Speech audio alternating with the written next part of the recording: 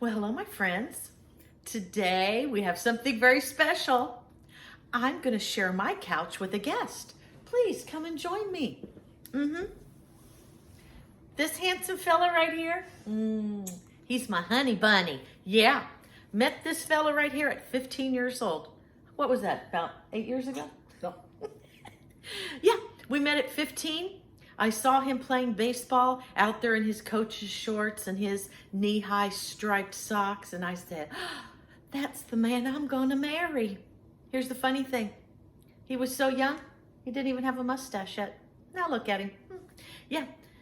So then what happened? We dated for 2 years, and then? And you convinced me to marry you. I did. I was very persuasive, yeah. So we decided, graduated high school, the next step should be marriage. Nobody told us any different. So, the reason he's joining me today is, I first of all wanted you to know, I picked a cutie patootie. And we're celebrating, I'm gonna quiz you here. I already know you know, but just so they know you know. How many years of wedded bliss have we had?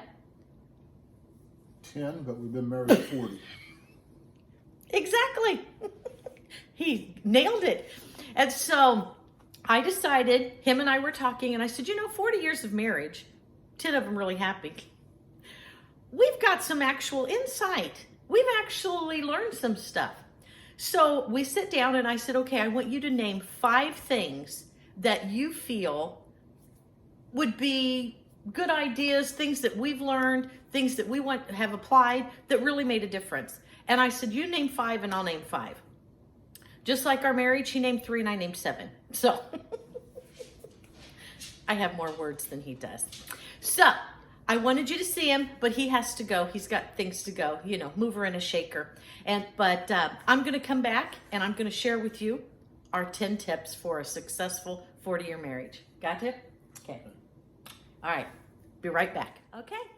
So now that he's off doing his real job, I'm going to do mine. Yes. I have actually taken notes. I have a very compiled list of things here that we legitimately have thought about all morning as to, because people ask all the time, you guys have been married 40 years? What? How in the world? Well, I know. First of all, it looks like we must have got married at 2. All right, that's what I tell myself they're thinking. But the truth is they're looking at us going, how did you 2 train wrecks make it this far down the track? That's what they're really thinking. So I'm going to tell you. This is what 2 train wrecks can do to make for a successful marriage. Let's begin with my husband's 3. Number 1, if divorce is never an option, how are you going to work this out? Okay, when we got married at 17, we started at a little hometown church which had 12 members, and we used to laugh. Every 12th sermon would be about you because that's how the pastor gained inspiration. He was 2 years older than us, so at 19, we go to him and say, this marriage thing is hard. What are we supposed to do? We don't think we like this. Is there a get out of jail free card? Because we need one. And he, in all of his 21-year-old wisdom, said, hey, take divorce off the table. If it is never an option, you won't reach for it. He said, if you guys come to a fork in the road and the battle has begun, if you can't leave each other unless you want to fight about that fork all the rest of your life and make it a miserable life, why don't you compromise, come to a conclusion, discuss it, and find something that both people can be happy about? And then you don't have to get divorced. It's just a series of overcoming challenges as a couple. How brilliant was that? And how brilliant of my husband to remember that from all those years ago. It is, we have utilized this one so many times it ain't funny. Because it's like, that's it! I can't take it anymore! And my husband's like, that's it! There's the door. No, we've never gotten to that point. Well, maybe we did that first year. We separated 3 times the first year we were married. We were kids, I told you. We couldn't even find our shoes, but yet somebody gave us a marriage license. Yeah. So we learned early on from that kid of a preacher, just don't let divorce be an option. And unless you want to fight about this and be miserable all the days of your life, find a solution. And we have. Number 2, arguing is okay, but you don't have to win every argument. Now, when he told me this one, my immediate thought was, Not, oh, honey. Mine was, so which arguments have you let me win just because you didn't want to argue? Because here's the deal. In all of my self-perceived humility, I think, no, I'm going to let it go. I'm taking the high road as I am saintly and good. I am going to let you off the hook on this one, for thouest doesn't want to arguest. I didn't know he used that as one of his top 3 successful marriage tips. Imagine my real humility on that one. So yeah, we argue. Ronnie and I are incredibly passionate people. We always have been. We feel our feels, and we like it that way. It makes life full of life. And so because we are passionate people, we disagree passionately sometimes. And so we've had to learn, you know what, sometimes it's not worth the energy. Just let it go. I've been told, is it better to win every argument, or is it better to be happy? We choose happy. Not all the time, but most of the time. Yeah. So now I know he lets me win some of the arguments. I'm going to have to reconsider next time. Number 3, before you do anything big, stop and consider how this is going to affect the other person. I loved that one. You know, I didn't even realize that he applied that, but isn't that, I mean, that is something we do. And I just thought, I'm a words person. That's easy for me. I didn't realize from a man who's not a words person, who is really quiet by nature, he legitimately puts himself out there, and before any major decisions, and by major, I'm not talking about, do we want to switch from Tide Pods to Game Pods? No. We are talking big things, big purchases, changing of careers, any major thing. We don't just go, hey, I came home and today here's the new plan. No, we discuss it, and those things are made, because if you just make them without your partner's input, that takes all their power away. And then it becomes you against me instead of we're a team. How do we win this battle as a team? Here's a perfect example on this one. These people don't watch my video, and so I'm going to not call them by name, but they know who they are. Yeah. Okay. The husband loves to tinker and remodel. The last 2 houses were train wrecks, and he brought them together and remodeled them, and they want to move. And the wife says, not again. No more remodeling.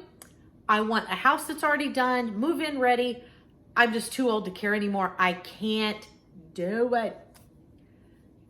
We just found out he went out without her permission and bought not just a remodeler, a fixer-upper, they say. No, it is a house that literally had a fire and the whole inside is burnt out. And he's like, I can fix this. She came over and she's like, he bought a house. He didn't even tell me. It gets worse. Then he went on to tell her, I've already drawn all the blueprints. This is what your kitchen's going to look like. Oh, no, he didn't. No. He's overstepped. That's a naughty for a long marriage. No. No, you don't make those kind of decisions, particularly since she's the one that's going to be doing all the cooking. You don't get... Not my battle, not my marriage. Don't do that. It's this little word called, quoting the great Aretha Franklin, RESPECT, find out what it means to me. Wow, that sounded really pitchy. Did it sound as bad over there as it did over here? That sounded bad. Nope, can't hit that note either. Yeah, you got to respect the other person enough to say, look, this is what my heart wants to do, but can we discuss it? Let me tell you why I think it's a good idea, and then we will make that decision together because it's going to affect both of us. Isn't that good? Okay, moving on to my 7. No, 7, 8, 9, 10. Yeah, that's 10. Okay, 1, be each other's greatest cheerleaders. You know, my husband, once again, not a words person. So for him to say, good job, is a real stretch for him. But he makes sure he does it because to let that person that you are in covenant relationship with, the one that you are one flesh with, the one that you are sharing every day with, if when you come home, you don't know that there's somebody in this world that thinks you're amazing and you're awesome, that is sad. But you know what? A lot of married couples are like, we've been married a long time. She knows how I feel. No, tell them how you feel. It may feel a little awkward at first. I'm not saying to create a Hallmark movie dialogue, although that would be nice. But you don't have to say, why do birds suddenly appear anytime you are near? But to say, oh, I'm glad you're home. I missed you today. Just let them know there's one person on this world that sees them. Oh, wrong side. And feels them. Yeah. And then it's okay to encourage them to say, did you miss me today? And then you know they feel the same about you. I've trained my husband to be a words person. Okay, here's another. This one's interesting. It's a little off the beaten path. But I firmly believe, and this is a successful tip for us, is we've split the roles. We each know what our role is, and that makes us both feel needed and purposeful. For instance, my husband, anything outside is his deal. I don't want to. It's hot and it's dirty. Now, I do like to garden, but the lawn and stuff, no, I don't want to. I'll leave that to him. You know what? When he does that and he comes in and I go, wow, I see you made the lines different on the yard today. It looks nice. Me make yard look nice for a woman. You could just see, it just it fills him up. But it fills him up. And the next time he goes out, he's thinking, I'm doing this for my family. It looks nice, and I'm respected for it. The opposite is true. If I'm in here cooking dinner, and he comes in and just sits down, and he's like, I'm a Neanderthal. I eat from cave. No, but he'll go, hey, this is good. I like this recipe. Add this to your try again, because it's really good. Thank you. I realized then I'm needed. I had purpose. I fed my man, him alive and strong, to go out and mow grass next day. The truth of the matter is, though, taking my Neanderthal example out, is if I don't do my role in this house, my house is lacking. And I want him to know if he doesn't do his role, it's lacking. Not, you didn't take out the trash. It's, hey, I really appreciate you taking out the trash a couple weeks ago. Didn't this week yet, but I ain't gonna say that. It helps. I'm telling you, that chore is one I can't stand.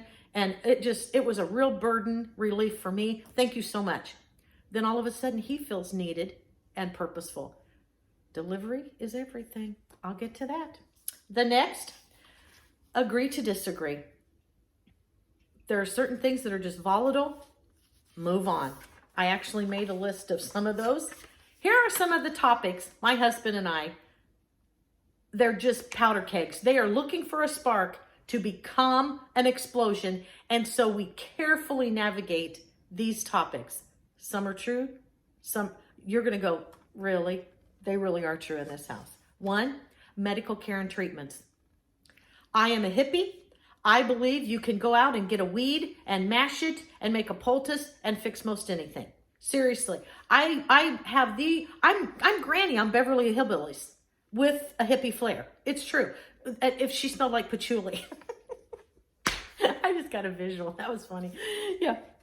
My husband, he was taught better living through medicine. That's what he's always told me.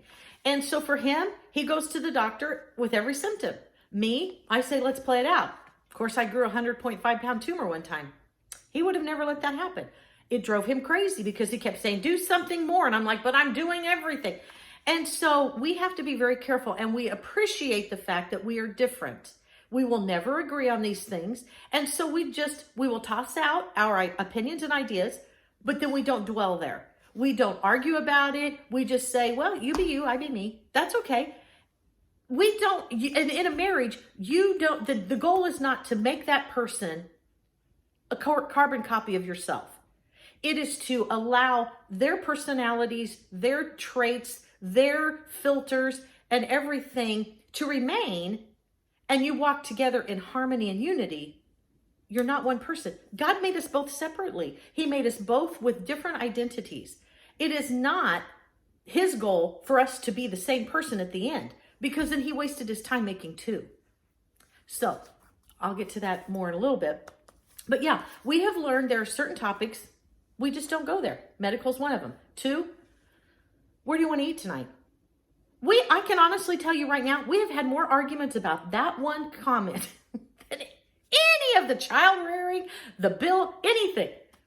So we have learned to be very careful about that. And it's like, where do you want to eat? I don't know. This is me. Are you freaking kidding me? Just pick a restaurant. I wish I would nicely say, well, then I'll tell you what, I'll go ahead and I'll pick tonight, but tomorrow you're on the hook. That's what I really want to say. I don't always. So I haven't perfected this part here. It has loose hinges. Sometimes it goes off on its own and it shouldn't. No. So yeah, here's the next thing. I'm an introvert. He's an extrovert. My husband, literally, we go to the grocery store. I think I've told you before. I'm like, where in the world is Rodney? And he's over standing in the aisle. Hey, was that your cousin? No, it wasn't my cousin. Oh, Did you go to school with that guy? No, didn't go to school with that guy. And here's me. Don't talk to me. I got to get through the grocery store. Oh my gosh, I don't want to be here. Why am I here? I just need to get back to my happy place.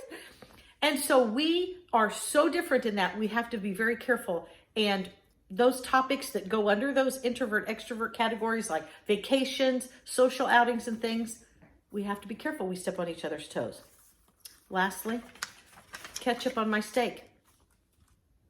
I like ketchup on my steak. It's okay. Oh, it's not with him. He feels as if I have desecrated the temple. When he puts a piece of charred smoked meat on a plate and then he says, eat, woman, enjoy fruits of labor. He's not a Neanderthal. I don't know why I keep talking like he's a caveman. But in that case, it feels very cavemanish. And then I take it, I go, shake, shake, shake. And I just put like half inch, sometimes an inch of ketchup across the whole steak. We've had a lot of arguments about that. So you know what? I've told him, I'm an adult woman. I'm going to eat ketchup on my steak. Which is funny because he goes, no, that's what 5-year-olds do. But we've learned to avoid that as much as possible. And that means he just turns his head away and pretends it doesn't happen. Okay, this video has been 15 minutes long, actually 20 once I put the intro on. So I'm going to stop right here and I'm going to do part 2 in just a minute or a few days in YouTube time. It's kind of like football time. So, it's like, how much time's left in the game, honey? 3 minutes. An hour and a half later, he's like, game's over. How many games did you watch after the 3 minutes? So YouTube time is kind of like football time. So I'll see you in a couple days as I finish our secrets to a successful marriage. Hope you're having a good day.